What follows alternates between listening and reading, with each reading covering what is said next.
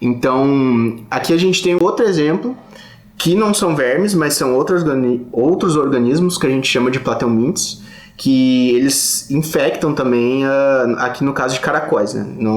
Nenhum deles é inseto, mas só para tomar como exemplo, que aqui onde vocês estão vendo, na ponta dos olhos desse caracol é onde está esse organismo. Então, ele basicamente obriga esse caracol a ficar no topo da grama, né? E geralmente quem consome esses caracóis sem querer, assim, são bovinos. Então, o ciclo biológico desse parasita é fazer com que o caracol suba no topo de uma grama, seja consumido por um bovino, ele é processado, né? E depois, no final, esse organismo ele continua o seu ciclo ali na grama, né? Aí outro organismo vai consumir e vai continuar o seu ciclo biológico. E aqui tem uma questão, né? Dúvidas duvidosas aqui desse tema que a gente está conversando aqui, que é o seguinte, pergunta para vocês. É possível um parasita parasitar um parasita? Fica essa questão. Então, eu diria que sim.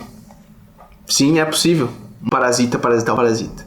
E os organismos que eles parasitam, outros parasitas, eles chamam de hiperparasitas. É uma relação meio doida, né? Tu fica imaginando, nossa, um parasita, ele tá parasitando um parasita?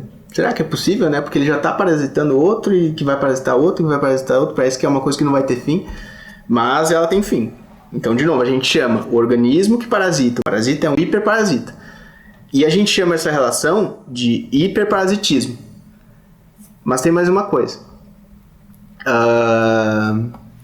E o parasitoide? É possível um parasitoide parasitar um parasitoide? O que vocês acham? Eu acho que sim também. E a gente chama essa relação de hiperparasitoidismo. Então, aí vocês vão precisar lembrar, né? O que consiste um parasita e o que consiste um parasitoide, né?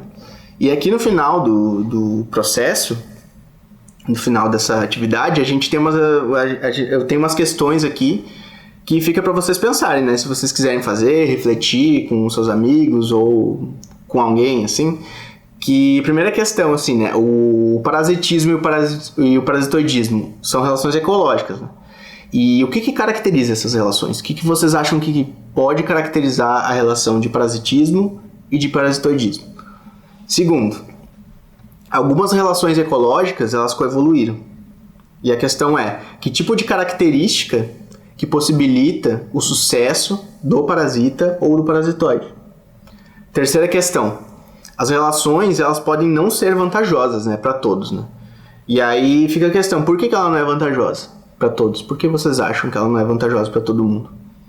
Quarta questão, insetos, fungos e vermes, como a gente viu nessa atividade, eles podem ser parasitas ou parasitoides de insetos. E a questão é a seguinte, quais desses grupos são apenas parasitas ou parasitoides de insetos?